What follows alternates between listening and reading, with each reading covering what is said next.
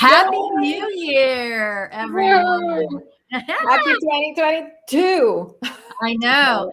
That's a Welcome. tongue twister. Welcome to the Game Changing Work Show, where it's all about changing the game for the future of the workplace, where we bring in conversations around new trends and things that are out there today, which we touch a lot on the people side. And also some of the systems and techniques and practices that people are using that will really change the game. And so we've been using this word a lot starting in December and January around this concept of organizational cultural intelligence and organizational performance. And so as we are getting crisper in our description of our show, Roxana and I are always, and we're starting out 2022, really channeling what we are most passionate about. And so as we dive into today's conversation, which is about obsessive energy and what it takes to lead a workplace evolution, I wanted to take a pause real quick to reemphasize, we're in 2022.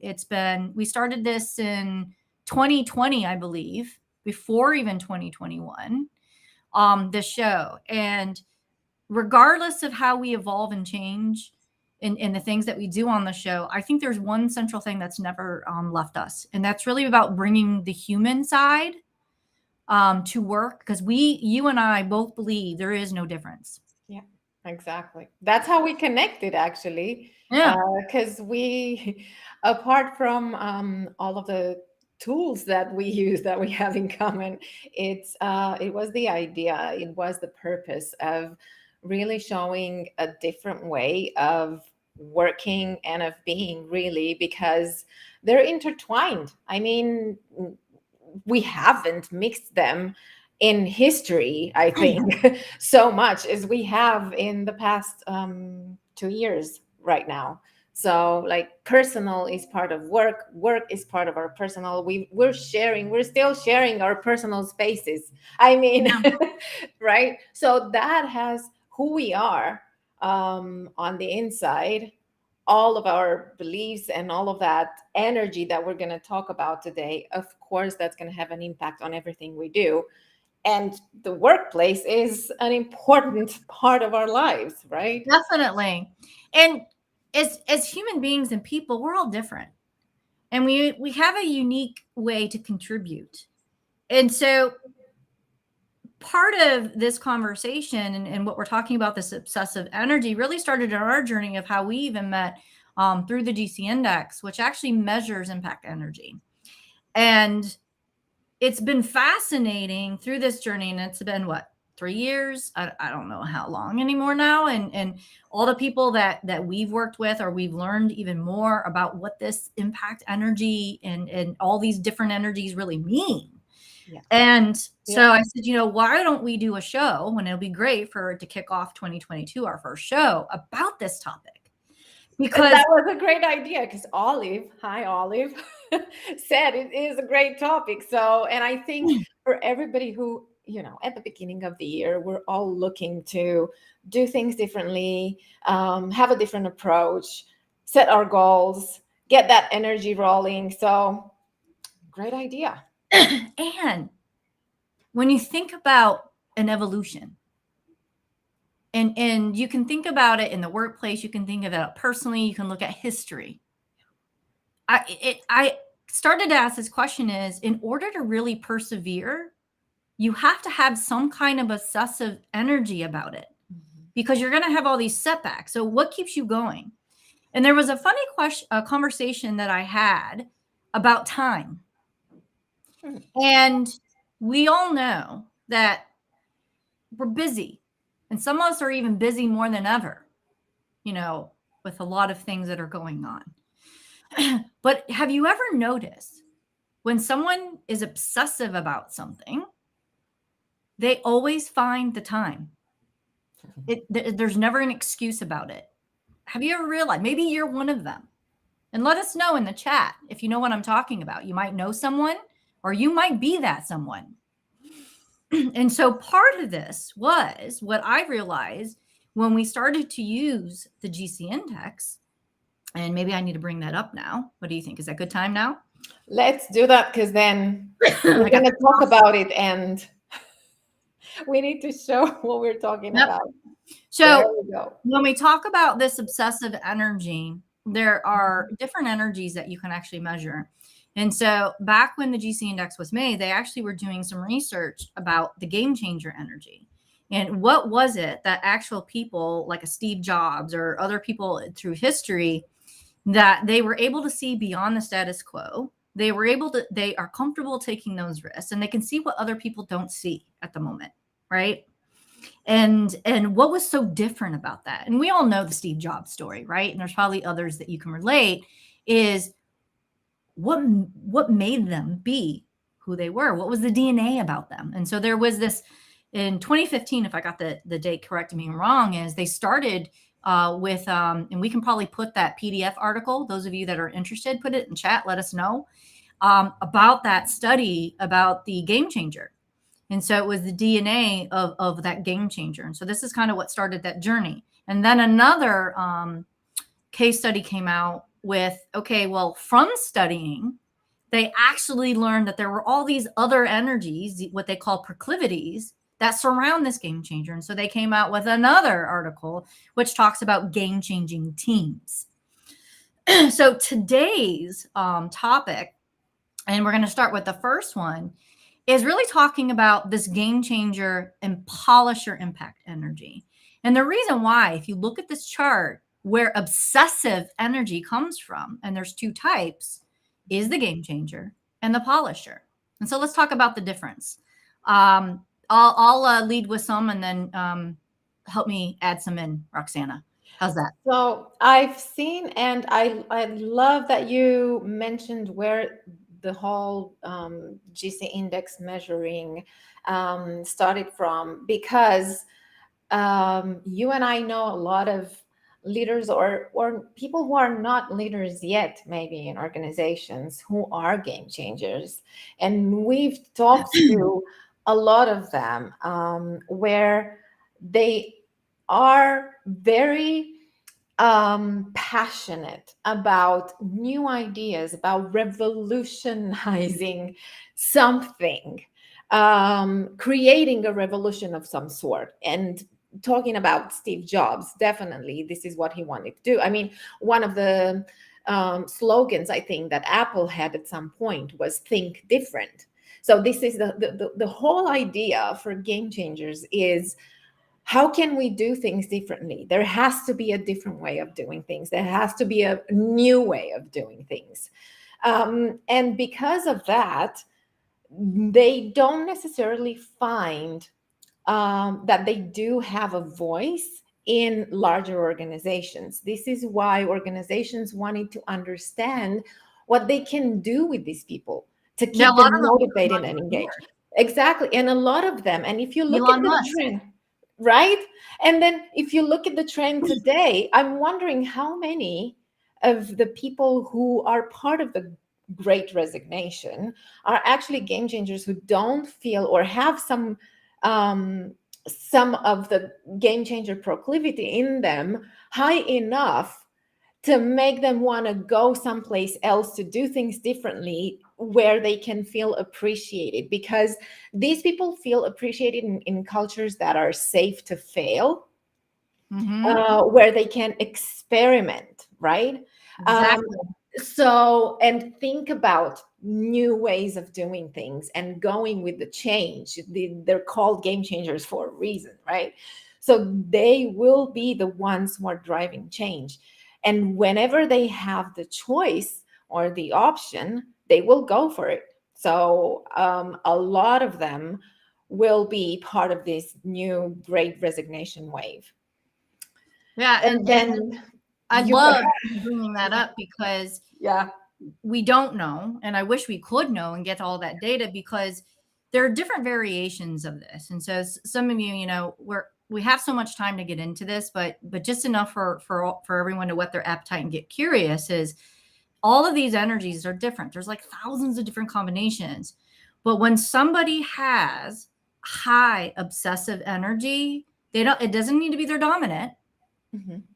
But like to your point, Roxana, like especially in this game changer, if you have a mid to high range, like there's something that it's the what if, and it could be better, but not better as in the same. It's about different. And their change rate, if we probably start to look at their change rate, is probably less, where the average change rate for most humans in population is every 5 years. These people, it's shorter. And so Exactly. there's been a catalyst of maybe the confidence or something holding them back to truly show that game changer in them. And then we're going to talk about that other polisher energy too, because the polisher energy, and we're going to dive into that, Yeah. has an obsessiveness about it, but a little bit differently, which still can drive them.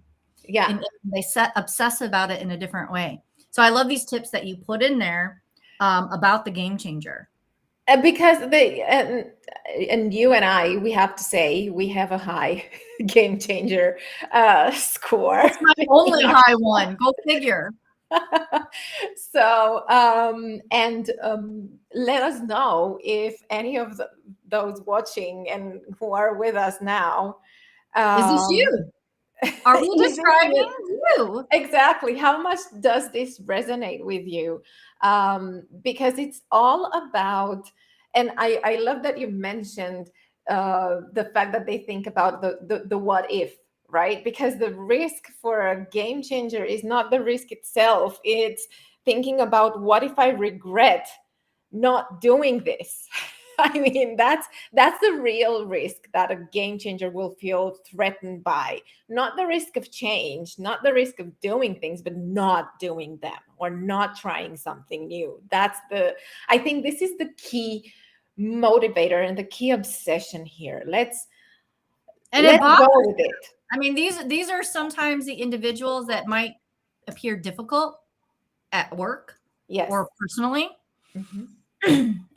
Or the ones that can't stay in a job because they just they had enough and they're going to go look somewhere else. You see, I've heard a lot of the leaders that I was talking to who had a game changer, a higher game changer score. They said, I feel like I'm the odd one out most of the time. Oh, it's funny because I had one company where there was actually a lot of pretty high game changers. Mm-hmm. And it's probably one where they started kind of laughing because they had their own all ideas. And it started to become the reality of why some were frustrated and they actually stopped. They gave up because they just felt like, what's the point? Yeah. And it's almost like you'll notice that some of them go in kind of this state of, could be depression. It could be resentment. Yeah. Or sadness as well. Exactly. Right? Because they just feel like they're not being heard. And the thing is, you want them, and that's the thing, especially with the environment right now. People think, oh, okay, you know what? I don't have time to listen to another idea. Let's just focus on, the stuff that we need to do. Tactics. Let's execute. Let's execute. Exactly. And then what they can do, what these people come and do, is they actually change your perspective and they help you get that competitive advantage that you haven't thought of, that you weren't even dreaming about. And somebody just comes in and says something, and what gets them super frustrated is the fact that sometimes they might have a brilliant idea and people don't understand it.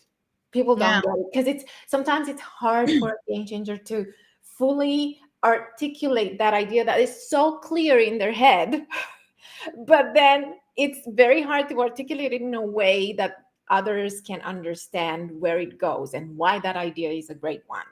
And that's when we talk about something about it. Personal development and game changer, and we can probably even say this on a personal level, is obviously emotional intelligence is going to be a huge part, because one is, you're so obsessed about that idea that you have to take a step back and understand your surroundings, if they actually even care or not, right? And also to control if they don't react the way you want.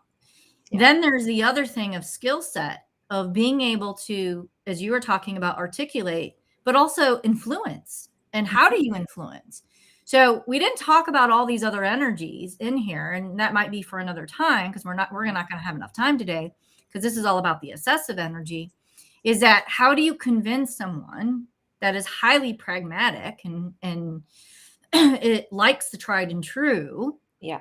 Right. Some of you might be those. If you are, have you been in situations where this one person just always struggles to get someone to other think differently, or are you that person? These skill sets are extremely, I would say, valuable and important. I'm not saying that it's not important for everyone, but I would say this is why them feel resentful, sad, and depressed. Let me just put it that way. And we can get more out of them and appreciate them if those two things, the emotional intelligence and skill sets to articulate and effectively communicate and influence, I'm going to say influence, because it's important for you to understand how to influence people that are not like you. And also as a leader, because you're talking about influencing, and because we do talk just about the obsessive energies, so the game changer and the polisher today. But and I know that you've worked with leaders in organizations, and I've met leaders that were not in this obsessive part of the chart, but who had more of a strategist or implementer or playmaker in them. And it's at this point in time, it's so crucial to know how people on your team are different and how you can motivate and keep them engaged and minimize that level of frustration that everybody has right now. But when you are asking your people to contribute the way that they're ready to contribute naturally, it's going to make a whole difference in how engaged and motivated they feel and in what they bring to the table. Because the last thing that you want to do with these people, especially with your game changers and your polishers, is have them silent. When they don't say anything, that's when you know something is off. They're When shutting they down. don't contribute, because they will contribute. That's the obsession. That's the force. That's They the can't help drive. themselves. And when they're Exactly. quiet, you should be concerned. Yes. Now, let's talk about leadership roles, because hi Ronald. This is definitely extremely important, because when we talk about workplace evolution, and again, I work a lot with organizational, agility, transformations, people really trying to do new ways of thinking and working. Well, when you look at the other side and you think about these strategists and implementers, here's what's different between these obsessive energies, and I think this is important. So you're gonna see the difference between these two. Well, here's the commonality between both. The lack of result, or being able to make sense and see the plan. Your other pragmatic people could potentially easily give up faster. Yeah. And so if you're trying to meander a huge change in evolution, what's going to make them obsessed enough to make the time for it and have muster the energy? So remember, this is all about impact energy, and the energy, how you contribute, but also how much energy you're going to put into it. So let's be clear about that. So in these obsessive energies, and this is something that I have personally observed, the left will tap out a lot faster than the ones that have the higher energies in this obsessive space. It is something I've seen time and time over again. And I can tell you right now, the leaders that I've worked with that are leading a transformation, the only ones that I've actually really had success with, and really wanting to really focus on the things like the people parts, the difficult things, like, and not just kind of go, well, just give me this, I just want this. And the very pragmatic responses and reactions, they were on the right side. They were never the left side people. I'm just being honest. That's my personal experience. Yeah.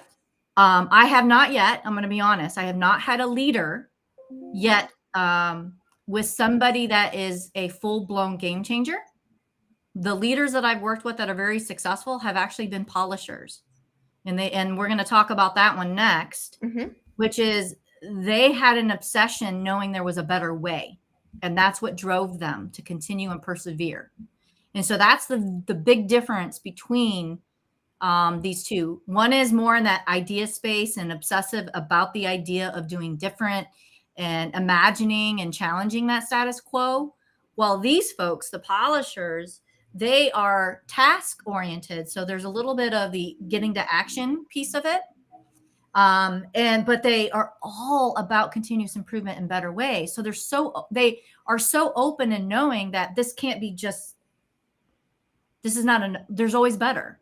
And so when they get introduced to things like agile or being more outcome centric and all these things that are out there, their openness to it is because they know they're always about continuous improvement. They're natural learners in truth. Everyone that I have come across. Yeah.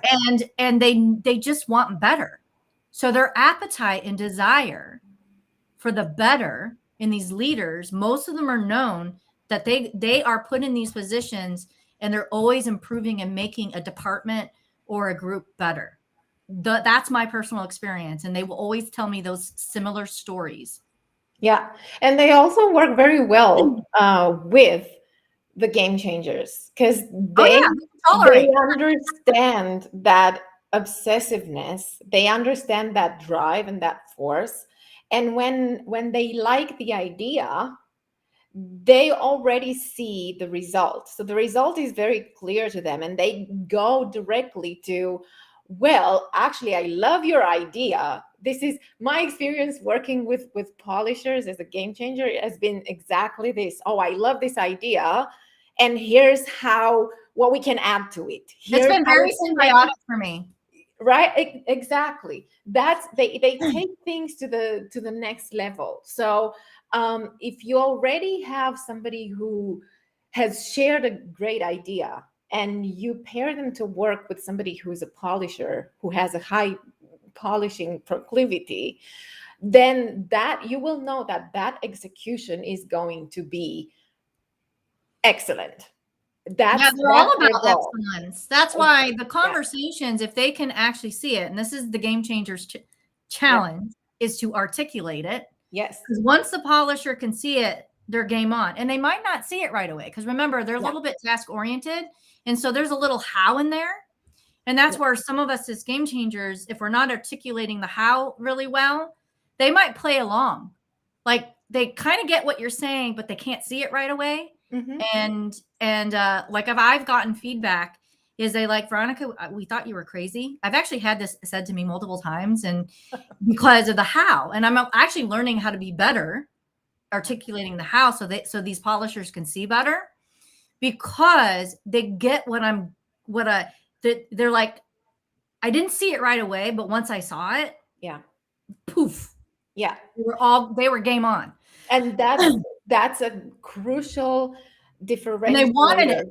Yeah, because the people on the right side, so the game changers and the polishers, they will be the ones who will think about what we can do and all of the possibilities and how we can do that better and the end result going for that high quality and excellence. And then we figure out the how. For them, that comes secondary. The problem is if they are not able to articulate and if they rush into doing the what without the how people understanding how this is going to happen, like strategists and implementers, they need to understand how that's actually going to be possible and feasible. Do we have the resources? Do we have the time? Do we have the people? Do we have what it takes? What's the deadline? Do we have too many projects on the table and all of that kind of stuff? They will clash. And I've seen this plenty of times in teams. And that's why I love working with this, because when you show it to a team, they fully understand, oh, so that's why for you, the deadline is not important because you're aiming for high quality and you're already seeing that product there. And I don't, because I need to understand how we're going to get there. Yeah, and the closest to this, and some of you might be familiar with, and it's funny because you already were familiar with this, but I don't know, for some reason, it's been out for 30 years. I don't know what's that. Can't claim it. But the 9 Belbin, the roles in that Yeah. and for Yeah. teams, the difference between those is the Belbin's been out for 30 years, and I think that's probably where Nathan got some of and Dr. Mervin and them, the idea to kind of stem from this, because they were working with executive coaching and helping with people decisions and meeting within the business cycles and the goals, right, that they're trying to do. And it still didn't solve for that equation. It is, how do you make people decisions? And that's kind of where this started coming from. And they were also that game changer, like we were talking about, is what was that obsessive energy? If you're trying to create an innovative organizational Yeah. intelligence kind of type of culture, you need this essence of a leader, of this game changer thing. And so this is kind of how it all came about. But when we talk about in tying it back to workplace evolution, and the reason why we're even having this show and this topic today, is that if you lack this obsessive energy, and if you Google obsessive energy, sometimes it might look like a negative thing, but it also can be a positive thing when you look at it, because that's what actually drives you. Like I said, in organizations, we always have a lot of demands, right? Yeah. We also have a lot of challenges and things that get us stuck. This obsessive energy is actually what is going to have the leaders, and I've seen it time and time again. They will make time. And I have stories about that, like stories where, don't tell me you don't have time, because I'm going to give you an example of how this person gave time. Okay. And yeah, I didn't think you had an excuse. No, when they really want something, it's amazing how these people will make time no matter what's happening in their life, is my point. And then the other thing is really is that stuckness, right? They're very creative how to get out of that stuckness and get what they need and what might have you. So my point is, nothing stops them. Yeah. I love that Tammy is with us, and she said, I'm loving this. It is connecting the dots for me. And says, fully identify as a polisher. I'm far from a procrastinator. Can you perhaps address this more? Well, you don't necessarily. That comes, the reason why the GC index is so good is, first of all, it gives you levels and the score for each of the proclivities. So there's actually a combination. You're not just a polisher or not just a game changer. Yeah. You're a combination, and all of these proclivities support one another. We tell a So story. exactly. So I know, for instance, for me, polishers, they're nowhere near procrastinators when it comes to, I believe in it, I see it, let's go for it. What are we waiting for? You And actually why? you have to stop them. Exactly. And why I isn't had it already done? Why is it, why wasn't it done yesterday? This I is had what they can in do. my agile world, I've had a couple of people that actually were high polishers. We're talking like 10 or 9. Yeah. Like there was nothing competing with that baby. Yeah. they loved process. They were actually really good. And it's so funny because both of them in these situations were really good with the tools. Like Mhm. anything they would learn, they would obsess over it, and then they would come back with some really cool stuff. Like I remember we had PI planning, and we're all doing it virtual, and we were using Mural. And she just, like, I'm gonna say, pimped that stuff out. Like she got the idea, understood it, and then she lost track of time. It's almost like she goes, yeah, once I start something, she even said, is like, I just can't stop. Like I'll work all night on it. So it's very interesting, where all of this, when we talk about this obsessive energy and where we need it. Now, it doesn't mean that the other ones have no value. Don't get me wrong. But what we're talking about is workplace evolution. And Exactly. and so how that energy is where that evolution comes around is because there's this aspect of obsessiveness where each is different, but they don't give up for in some aspects, right, of how they come to the table. And The we other don't, half of and this, we exactly, and we get out of that fixed mold in which we're supposed to function. Because if you know what kind of energy drives you, and I love that, for instance, Tammy, like she said, okay, I identify as a polisher, I'm not a procrastinator. Exactly. And understanding maybe what other proclivity is there to support your polisher. well, Maybe you have some kind of, maybe your implementer comes in and helps you with that. I know people who are game changers, polishers, who are very good at actually doing things one after another because they see the idea, like Veronica here. I was a They game see changer the idea and strategy. they go for it. They go for it. They go for it. Yeah, and again, this is highly contextual. So Yes. I do very interested in meta programs in NLP and Yeah. the lab profile with Shell Rose Charvet. And that's also highly contextual. And so when I learn the GC index, I'm always interested in new things. And this lab profile, I got that way because I got into NLP and meta programs and what might have you. It's highly contextual as well. And so when you start to learn these different energies and they can change, like I got coaching. Roxanne and I had, and this is what was cool, folks. We had the exact same of thousands of different combinations of profiles. We had the exact same one. I kid you not. And that was what, a year and a half ago, I No. think. And then when we have to do our accreditation, we, go through the process, we get our profile done. But I got coaching. I actually got, when I got the life coaching, success coaching, as you call it, she cracked to be open.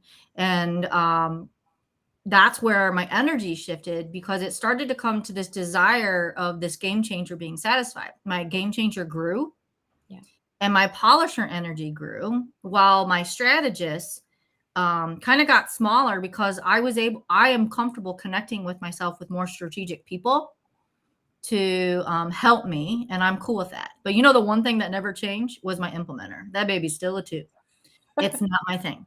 That's Not my thing. I am But so again, highly creative that everything I do, if it's mundane, boring task, seriously, someone else can do it. yeah. But again, I like that it's fluid and it's all about the context. And then again, think about yourselves, where you are now, where you are today, and looking at what we just discussed. And we just touched on the game changer and the polisher. And I think we're going to need to come back, Veronica, and talk about the other Yeah, ones sounds in a like it. future episode. And think about whether you're using your energy and you're making your impact in the best way that you can in your organization or in your role right now.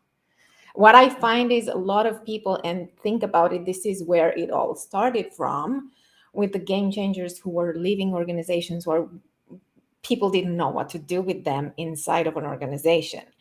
Do you know what you can do with your energies? Do you know how to play to your strengths more? This is why I love this. And I love that it's fluid, that it changes, and that it helps you to understand in which context you can actually make the best impact and use your And energy it's to the full related potential. to, because it's an outcome-based tool. So I'm going to get all geeky in my agileness here because I'm all about, outcome-oriented agility. Give me a whoo if you're one of them. So, Yeah. but this is because it's an outcome-based tool. The way I use it a lot is really understand what the goals and the outcomes that they're trying to do, and align it to the business cycles or these agile processes that I do. And so I can actually say, hey, your probability of the potential energy of really doing X, Y, and Z, this is what it looks like. We might need to talk about how to fill that gap because it's a blind spot. You're not going to really get that right now if we don't deal with it. So part of these things when we talk about leadership energy, and I shared some stories already, is that I have not yet seen when you work with a strategist like implementer, which is a lot of leaders out there in traditional leadership, you'll actually see a lot of them fall in that space. When they make sense and they see an irrational thing where in their strategy, oh yeah, it makes sense that we need to be more outcome centric, or we need to do this, for our business, they're all about it. But the energy they put in it, I can probably put money on it. They will hire someone else with that obsessive energy to actually do something about it because they will tap out. They're just good with, I like the vision, but they're probably not going to put 100% skin in the game in the sense of obsessiveness, like a game changer, a polisher leader. And so what I usually see if they don't have that other half, but they can see the value in it, right? And so this is why it's important. So do they acknowledge it already, or do we have to find tools like this for them to see it, right? So it's not a subjective, hey, Mr. Leader, you seem to be over here and we kind of need some stuff over here. Sometimes that conversation is difficult, when it becomes a biased opinion. When you use tools like this, it's not about your opinion. It's about what's actually the reality of where their energies go. And the conversations open up. And I've been in these kind of situations.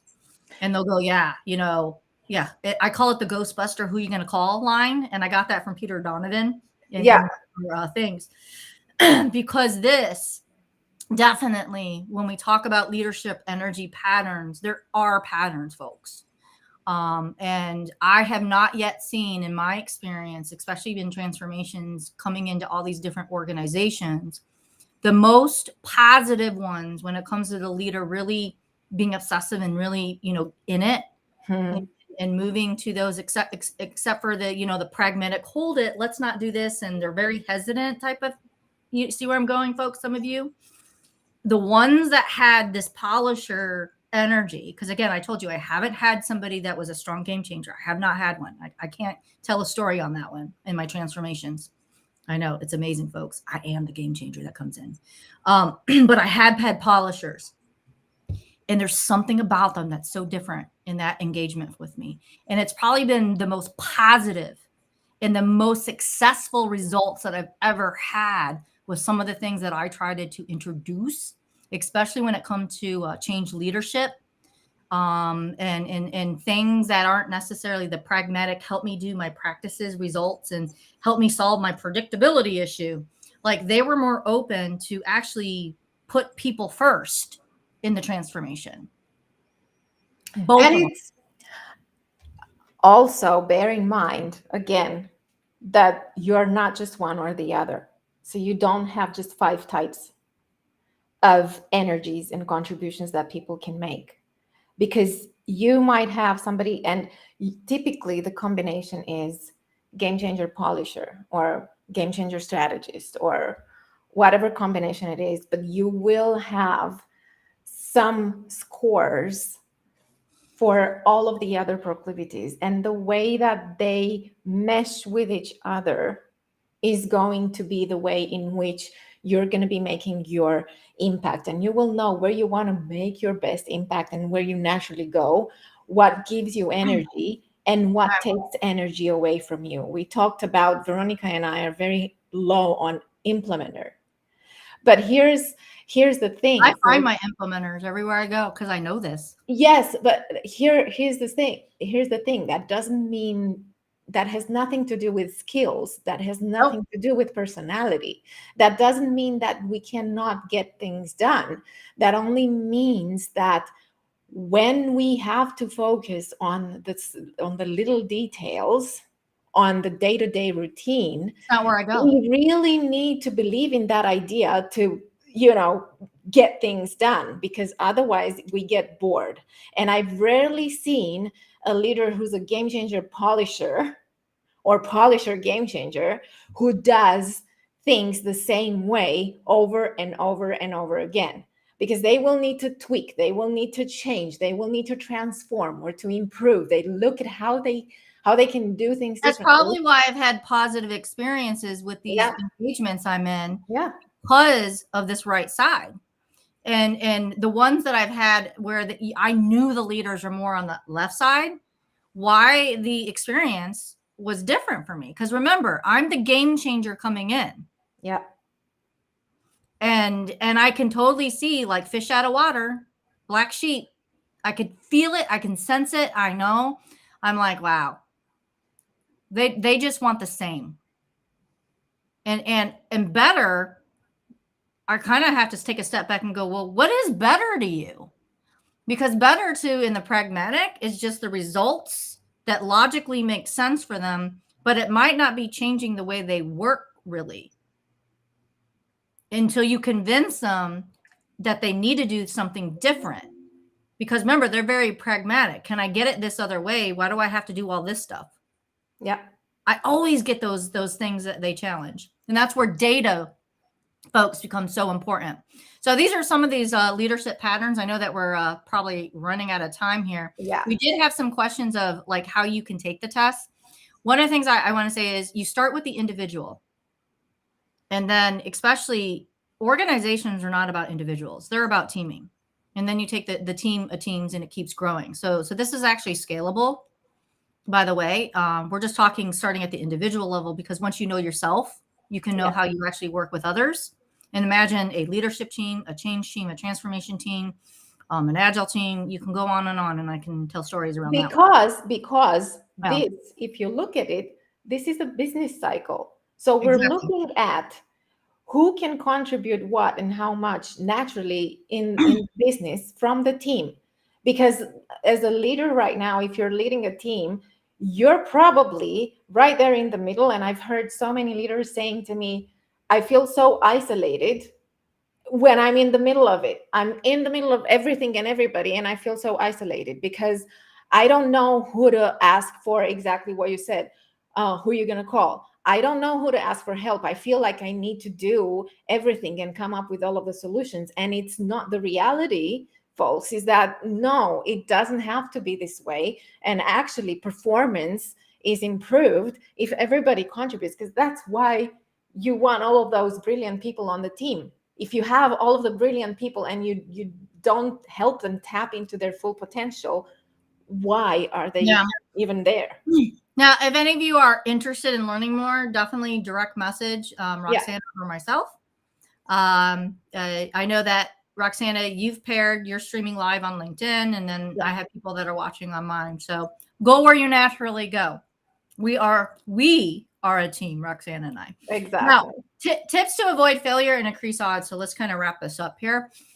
Now, one of the things, obviously, tips to avoid failure is find out who these people are with that obsessive energy. So we know there are people, there are things that we do, and then there are people that we know. So we're going to share a couple of those. It's not always going to be about things that Roxana and I do.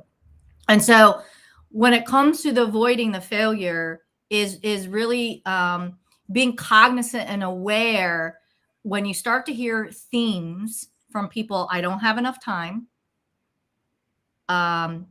We can't do it that way. We've always done it that way. We've always done it that way. And if it's not fixed, if it's not broken, why fix it? Well, guess what? Almost everything's broken these days. Yeah. And how people are saying things.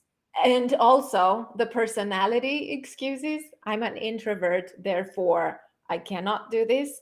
I'm an extrovert, therefore I cannot help it. Yeah. Right. So part of that avoiding the failure would be here is start talking about how you can be cognizant of what you're hearing in these tendencies and patterns of what people are saying. So then you are cognizant to go, hey, well, what are the people that are talking about what if, how about, have we tried this, and are using language that's very different, and they're talking about options. They are very comfortable with change. You notice that you can throw something at them and they don't freak out. Yeah. Being stuck is actually not a thing to them, because there's always a way to everything. They always see possibilities. They're always challenging the status quo. And so one of the things to avoid the failure is to be aware and cognizant of how people talk and the language that they say. And so I would say that once you become familiar with that, that in turn will probably increase your odds as well, right? So you can eliminate the failures by surrounding yourself with people that actually are speaking that type of language. But then once you get them, you can increase those odds by bringing them on the team and having them involved. What would be one for you? So for me, it's exactly understanding the team dynamic, understanding as a leader, first of all, how you make your best impact, and then understanding how the people around you make their best impact, because that's the best way in which you're going to tap into that power of full potential for everybody. And just understand that this is going to be a growing and evolving thing, rather than putting labels on people. You're an introvert, you're an extrovert, and that's that's all that we can expect from you. It's not. And this is the number one reason why people leave organizations and teams right now, Yeah. is because they don't feel that they're a part of it, and they don't feel motivated and engaged to stay there. This is the reason why, because the expectation on them is just one and the same, and we don't help them evolve. So as a leader, if you don't do this for yourself and for your team, you get stuck. And if you don't grow, you cease to exist at some point. I mean, Yeah. that's the whole point. And this is why I love doing using this tool with the teams that I work with and with individuals, because the cool thing about it is you find out about yourself, and that's the key in understanding. Oh, I think just like what Tammy said, oh, I completely identify with the polisher. That resonates with me, or I can see that in somebody else that I work with. And it's allowed, I'm going to tell you right now, it's allowed me to have some conversations that, like I said, how do you bring this up? Yeah. Without it being insulting or what might have you. And you can find ways, but there's something so magical when you have the data and they start to learn more about themselves and go, ha! Like I've had one of the leaders that actually was the polisher. He thought he was a game changer, right? And at first he goes, you know what? I was kind of disappointed because I wanted to be one. But then when I thought about why they actually put me in departments is because I'm the fixer. And he goes, it makes sense. It totally makes sense. I actually make departments better. That's why they move me around in the company, and they ask me to go over here because he's the guy that makes things better. And he was like, okay. And he was okay with that the more he thought about it. Now, we are continuing this thinking because this is just a stepping stone of so many things when we talk about organizational intelligence, right? Of intelligent thinking and acting. And this is all related, folks. And so we had special guests in December. If you missed it, go check our YouTube channel, by the way. And you can find the episode in December that we had our special guest that started the conversation around organizational intelligence and how to build performance in organizations with John and Michelle. Now we're going to continue that conversation and get in more specific about it's the black box. It's the black box, but hey, the box method. No, it's the black box method. Oopsie. So special guests, John, Rattle, and Michelle. And so we're keep on building upon this, and we're going to talk about, so yeah, we actually can measure organizational intelligence and really the energy of the probability wave. If you have goals and strategic intent as a business to be here, that requires about 80% optimize of this energy. And we can measure that today. Yeah. But you're actually functioning here. The black box method actually helps you move and close that gap. So that's what we're going to share later this month. I believe it's January 19th is the date. Yeah. So stay tuned from now. Post that event. If you're interested, if this stuff is interesting you, please put in the comments, let us know, give us feedback. We want to hear, because we're all about really challenging in 2022 about this concept of organizational cultural intelligence and high performance and all the things out there that are existing today that you might not be aware they're there. So, change the game at work. Game changer, right? So thank you all for coming today. I appreciate the support of some of you that have been watching. Again, you can go to our Game Changing Work channel, YouTube, for all our videos. We also have a LinkedIn page. Follow it. We also put the YouTube videos on there. And then we post some other things. So Roxanne and I are still in our attempts to be organized and grow the Game Changing Work Show of creating some content and really helping change the game out there by providing different ways of thinking and working about things that you don't know exist as solutions that you can bring to your company, or maybe even help you personally. All right. Or both, because that's what it's all about. That's what it's all about. Okay. All right. So everyone, thank you. And have a wonderful week.